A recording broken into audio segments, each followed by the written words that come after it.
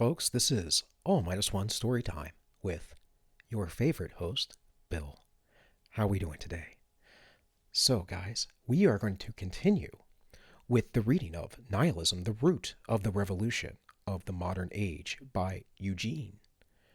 Father Seraphim Rose. All right, guys. So, I am going to be releasing two parts of this today. This is part 2.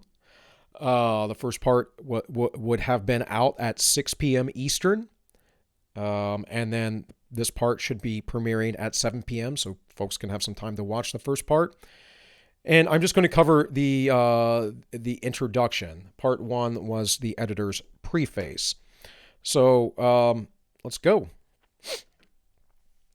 So, introduction. The question of truth. What is the nihilism in which we have seen the root of the revolution of the modern age? The answer, at first thought, does not seem difficult. Several obvious examples of it spring immediately to mind. There is Hitler's fantastic program of destruction, the Bolshevik Revolution, the Dadaist attack on art. There is the background from which these movements sprang, most notably represented by several possessed individuals of the late 19th century, poets like Rimbaud and, oh man, I'm not going to try Baudelaire. Yeah, revolutionaries like Bakunin and Yets. What's the heck? I'm not even going to try and pronounce these guys. That is how names go, right? Prophets like Nietzsche. There is, on a humbler level among our contemporaries, the vague unrest that leads some to flocks to magicians like Hitler, and others to find escape in drugs or false religion, or to perpetuate those senseless crimes that become even more characteristic of these times. But these represent no more than the secular surface of the problem of nihilism. To account even for these, once one probes beneath the surface, it is by no means an easy task, but the task we have set for ourselves in this chapter is broader, to understand the nature of the whole movement of which these phenomena are but extreme examples.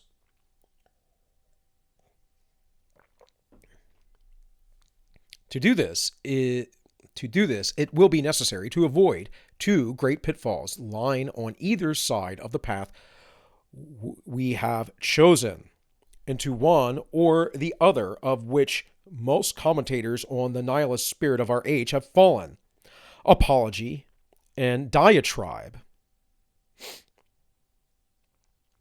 Anyone aware of the two obvious imperfections and evils of modern civilization that have been the more immediate occasion and cause of the nihilistic reaction, though we shall see that these two have been the fruit of an incipient nihilism, cannot but feel a measure of sympathy with some, at least of the men who have participated in that reaction. Such sympathy may take the form of pity from men who may, from one point of view, be seen as innocent victims of the conditions against them which their efforts has been directed. This would be your MGTOW types, folks. This is what he's talking about, right? In today's words, this was written back in the 1960s, so we're talking about a 60-year-old document here. This is what we can express it as today. Those folks who are blaming women for everything and not taking radical ownership of their lives and saying, no, it's my fault for picking that bad woman. And guys, I could say this because I've looked myself in the mirror and I did exactly that when I was a young man. And I did that for a long time afterwards. Now that I'm out of that nihilism, now that I have Christ, I have an amazing wife. Absolutely phenomenal. She's a beautiful woman who has a beautiful spirit. She's such a sweetheart. Everybody loves her when they meet her. She's just a wonderful person, and she puts up with me, guys. I put up with her too. But look, guys, I'm not like hard to get along with at all, but I'm certainly a particular individual. So you count your blessings for what you have. And what I had before wasn't good. And it all had to do with me not living up to Christ and not really being a man. Just being a little boy still, just being a kid. So let's get back to this. It says, nihilism cannot but feel a measure of sympathy with some, at least, of the men who have participated in its reaction. Such sympathy may take the form of pity for men who may, from one point of view, be seen as innocent victims of the conditions against which their effort has been directed. Or again, it may be expressed in the common opinion that certain types of nihilistic phenomenon have actually a positive significance and have a role to play in some new development of history or of man. And that would be your postmodernist types. The latter attitude, again, is itself one of the more obvious fruits of the very nihilism in question here. But the former attitude, at least, is not entirely devoid of truth or justice. Exactly what I was saying. The problem is those guys, those folks wrapped up into that get nihilistic because the world is pitted against them, don't understand that there's an out. There's an out to this, folks. And it has to do with renewing your mind, having the proper spiritual outlook. For that very reason, however, we must be all the more careful not to give an undue importance. It is all too easy in the atmosphere of intellectual fog that pervades liberal and humanist circles today to allow sympathy for an unfortunate person to pass over into receptivity of his ideas. Yes, amen, brother, exactly. I feel pity for this person, therefore, these ideas are good. What does the left currently teach? Victimhood culture. The nihilist, to be sure, is in some sense sick, and his sickness is a testimony to the sickness of an age whose best as well as worst elements turn to nihilism. But sickness is not cured, nor even properly diagnosed by sympathy. In any case, there is no such thing as an entirely innocent victim. Amen. The nihilist is all too obviously involved in the very sins of guilt of mankind that have produced the evils of our age. What do the SJWs say? We're all complicit. Silence is violence. All of those things. You're white, therefore you're racist automatically because somehow the melatonin in your skin, the density of that, interacts with your brain and makes you a racist. No, it doesn't. But this is what they peddle, folks. Let me read this again. The nihilist is all too obviously involved in the very sins and guilt of mankind that have produced the evils of our age, and in taking arms, as do all nihilists, not only against real or imagined abuses and injustices in the social and religious order, but also against order itself and the truth that underlines that order. The nihilist takes an active part in the work of Satan, for such it is, that can by no means be explained away by the mythology of innocent victim. That's right, and all Satan has as a tool is a lie, and these folks lie to themselves. No one, in the last analysis, serves Satan against his will. And people like to lie to themselves for various reasons, but the main one is to avoid responsibility. It's really the biggest reason. And if you can avoid responsibility, then you can get sympathy for being a victim and yada, yada, yada. It so perpetuates the cycle. But if apology is far from our intention in these pages, neither is our aim mere diatribe. It is not sufficient, for example, to condemn Nazis or Bolshevism for their barbarism, gangsterism, or anti-intellectualism, and the artistic or literary avant-garde for their pessimisms or exhibitionisms, nor is it enough to defend the democracies in the name of civilization, progress, or humanity for their advocacy of private property or civil liberties. Such arguments, while some of them possess a certain justice, are really quite beside the point. The blows of nihilism strike too deep.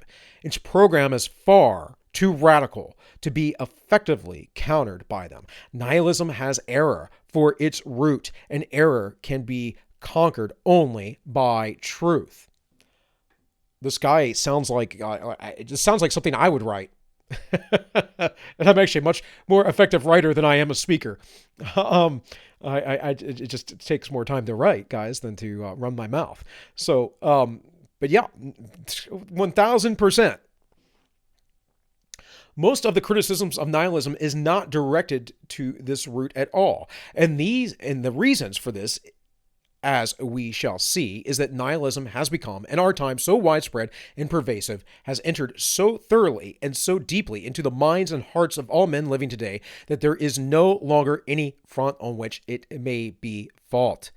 And those who think they are fighting it are most often using its own weapons, which they, in effect, turn against themselves. Again, these are the black-pilled folks.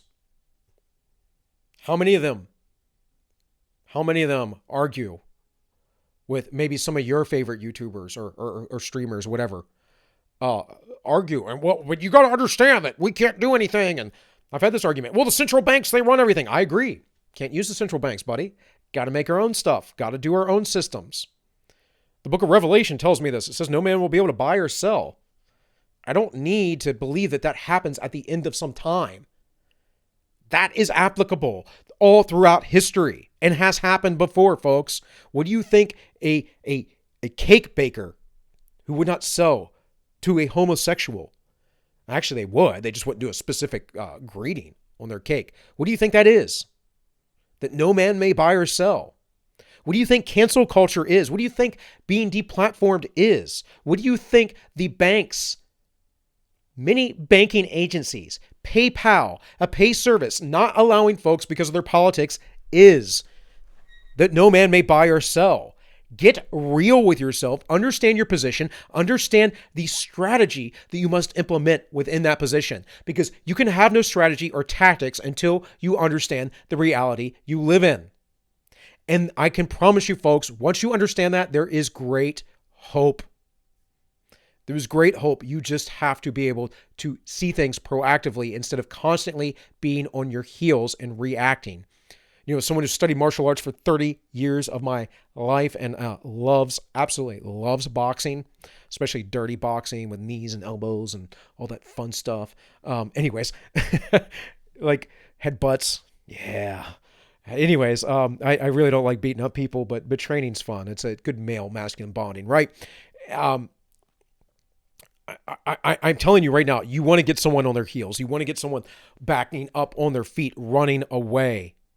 It's easier for me to not only knock you out, but control the fight that way. It is the person that is pushing forward that controls the pace of everything. And who is constantly pushing forward? The left. The left pushes forward and the right merely reacts. Well, no more, folks. It's time to stop reacting, and it's time to start being proactive while we still have a chance. Because I'm telling you, there are a few years before the real purges come. I don't mean the social media purges. I don't mean the othering, the unplatforming, the banking issues, right? That I just spoke of. No. I mean the calling. The calling of those of wrong think. Fortunately, the left does this to themselves to some degree. We, most of us, aren't authoritarian, so we don't go and take a direct fight to them, nor do I advocate for that. No. What I'm advocating for, of course, is that we unite on our own, and we create our own communities, and when they come for us, we have strength because we have numbers. Right now, the right is scattered everywhere, completely weak. A house divided cannot stand, folks. We need to stop arguing. We need to start uniting. It's like I talked about libertarians before. I'm going to have Adam Kolkesh on the show actually very soon, and on the Ends Justify the Memes, my other channel, the live show. And you know, he doesn't support Trump. I get it. I believe in standing on principle, so I don't chide him on that. But Bottom line is, there's a lot of libertarians, and I know a lot in many nonprofit type circles, didn't like Trump because he wasn't their perfect candidate. I'm sorry, guys. What's more important, your perfect candidate or fighting the leftists who want to enslave you? Literally. Take everything from you. They want to take your religion from you, folks. They think you're an evil person for believing in God. This is no joke. I've been studying this for 15 years. God put it in my heart as a young man to study. Let's get back to the text. Let's see, where did I leave off here? It says, nihilism has become, in our time, so widespread and pervasive, has entered so thoroughly and so deeply into the minds and hearts of all men living today, that there is no longer any form on which it may be fought. And those who think they are fighting it are most often using its own weapons, which they, in effect, turn against themselves. Some will, perhaps, object once they have seen the scope of our project, that we have set our net too wide, that we have exaggerated the prevalence of nihilism, or, if not, then that the phenomenon is so universal as to defy handling at all. We must admit that our task is an ambitious one, all the more so because of the ambiguity of many nihilist phenomena. And indeed, if it were to attempt a thorough examination of question, our work will never end. It is possible, however, to set our net wide and still catch the fish we are after, because it is, after all, a single fish and a large one. I kind of want to go back to that never end point real quick, because I just made a quick shot about this. This is the story of time, folks. Again, proper mindset, understanding in this material world, to some degree, the world wins. In the end, though, God wins. So understand that. You will be persecuted. You will be beat down. You will be mocked. No one will listen to you. Don't worry. Keep faith and have hope in God. Trust me, it all works out in the end for you, no matter how horrible it seems in this life. A good person to read, which I'll probably get into to some degree. I doubt we'll read the whole Gulag Archipelago, but considering it's massive, guys. But Solzhenitsyn, who I'm a big fan of, talked about this when he was in the gulags, that the Christians, the people who had true faith, they were the only ones that you could not destroy their resolve of steel, constantly at peace. We see this in the writings of ancient Romans, folks who were tortured to death, to the point to deny Christ, and they never would deny Christ, would go to their death. The Romans wrote about this. They said that a true Christian, you cannot get them to deny Christ. They will not confess that Caesar is king and their God. Only a fake Christian will do such a thing. Those people that Christ never knew. It is possible, however, to set our net wide and still catch many fish. Absolutely. A complete documentation of nihilistic phenomenon is out of question, but an examination of the unique nihilistic mentality that underlies them and of its indisputable effects and its role in contemporary history is surely possible. We shall attempt here first to describe this mentality in several, at least, of the most important manifestations, and offer a sketch of its historical development, and then to probe more deeply into its meaning and historical program. But before this can be done, we must know more clearly of what we are speaking. We must begin, therefore, with a definition of nihilism. Yes, define your terms. Anytime you're having a conversation and people are changing the definition of terms or changing the goalpost on you, you must correct them. I had this the other night on our live show, not purposefully. It was completely unintentional, but our guest of the weekly narrative, Jeremy, kind of switched the goalpost on what we were talking about, and I kind of brought him back to center on that, what we were talking about. But I also acknowledged his point, which was a good point. And that's what you must do. We must stay on track with what we're talking about. The leftists do not do this. Go back, maybe I'll link it at the end of this, to my video about Sololinsky. and Mao's Little Red Book. In any case, let's keep going. We must understand where nihilism is. But before this can be done, we must know more clearly what we are speaking of. We must begin, therefore, with a definition of nihilism. This task need not detain us long. Nihilism has been defined, and quite succinctly, by the font of philosophical nihilism, Nietzsche. That there is no truth, that there is no absolute state of affairs, no, nothing in itself. This alone is nihilism, and of the most extreme kind. There is no truth. We have encountered this phrase already more than once in this book, and it will reoccur frequently hereafter. For the question of nihilism is, most profoundly, a question of truth. It is indeed the question of truth. Let me read that again, actually. For the question of nihilism is a question of truth. The question of truth. But what is truth? Caesar said this to Christ. What is truth? Very old idea, guys. Nothing new is under the sun. We have not changed, I can guarantee you. The question is, first of all, one of logic. Therefore, we discuss the content of truth. Logic, by the way, logos, that word literally means, we get that from who Christ is. We must examine its very possibility and the condition of its postulation. And by truth we mean, of course, as Nietzsche's denial of it makes explicit, absolute truth, which we have already defined as the dimension of being and the end of things. By the way, folks, he's crapping on Nietzsche a lot, and understandably so. I'm not the biggest fan of Nietzsche, but I do think that Nietzsche's observations were quite important and should be and must be understood. I've talked about Nietzsche before. In fact, the first time I was able to get my OBS to work properly and used it was a PowerPoint slide on Nietzsche and some quotes on the master-slave morality, which I often bring back to. I'll often misspeak and say mentality. More or less, it's the same thing. You have a master-slave morality. Now, I don't agree with all of Nietzsche's points on it. However, he was correct, generally speaking. There are those who are masters of themselves, and there are those who are willing slaves in this world. Let's see.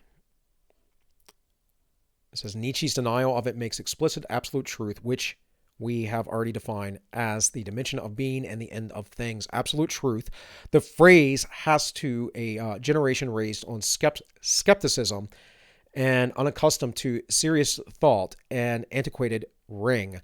Skepticism, sort of. Not really. We're really not a skeptical nation. In fact, if anyone says anything that's truthful, Skeptic Magazine, let's put it that way. Skeptic Magazine denies all kinds of true realities. And I can't think of the gentleman's name, quite famous, who is the editor-in-chief of that, will often poo-poo on any idea that may be truthful because it's not touted by the mainstream. It's basically like any other fact-checking site. It's nonsense. And it will not explore anything that the hegemony does not agree with. No one surely is the common idea. No one is naive enough to believe in absolute truth anymore. All truth to our enlightened age is relative. The latter expression, let us note, all truth is relative, is a popular translation of Nietzsche's phrase, there is no absolute truth, and one doctrine is the foundation of nihilism alike of the masses and of the elite. And guys, again, this goes back to postmodernism. The French intellectuals created postmodernism, and during the 1960s is when they came to the United States and started throwing this into the university mind. But it has always been there because ideologies, like some sort of spiritual possession, literally take hold of folks. They take a hold of you like a demon, taking a hold of your very being.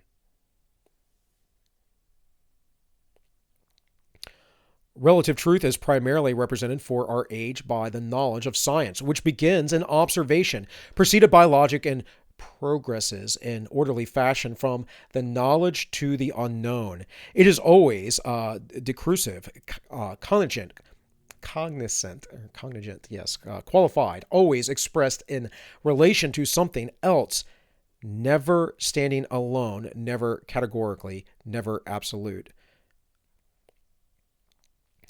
The unreflective scientific specialist sees no need for any other kind of knowledge.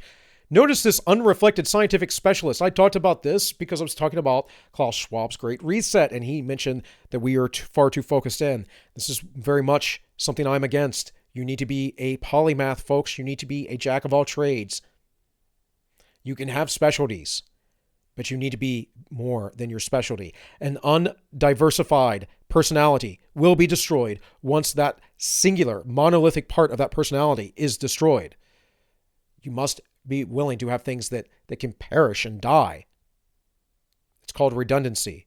It's called basically being a well-developed individual. You're not a one-trick pony, right?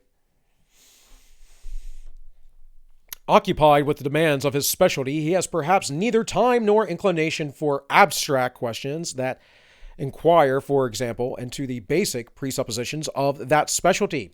Again, amen, brother. If you cannot get down to the root of your specialty, but you take it upon high, you cannot get to the first principles. You cannot think through it yourself. There's a problem. And that's what most people are doing who are specialists, who are experts. They're repeating things purely rote. They have memorized it and they believe it and they've never examined it.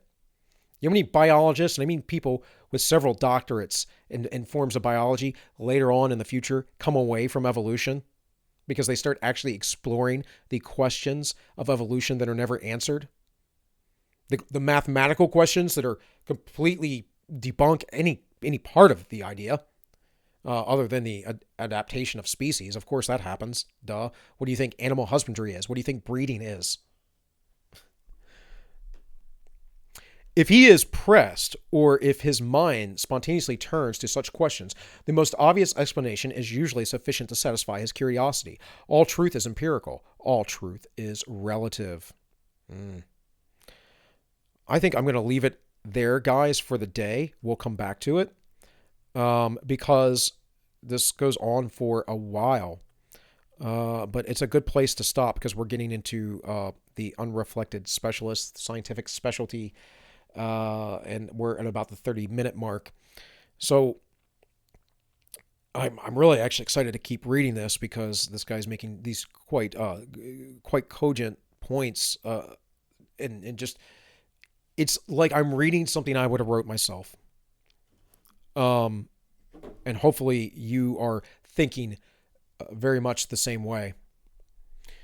And we must understand that one of the greatest diseases today in this world is nihilism. And I mean, this is what leftism is about, right? They believe the earth is about to die and be destroyed. They do everything that they're doing in order to save their precious Mother Earth in existence. And they're so nihilistic, they will murder anyone and everyone who stands in their way. They have no values. They have no morals. They have no guiding principles. The only guiding principle they have is power, authoritarianism, destruction, evil, death. That's it. You can talk to a leftist. I know plenty of them. My friends, they're maybe not as extreme as others, but in the end, that's really what they believe. What I believe is truth, life, love, creation. Not at all the same thing as their beliefs. Freedom. Like true freedom. You throw me in jail, guys. I promise I will be free. You cannot take my mind from me. And once they have your mind, folks, you're done. Because, see, you always have this. You always have yourself. You always have your soul. But many would strive to take that from you. But, guys, that's about all I have. Let's wrap up there, and I will see you all next time.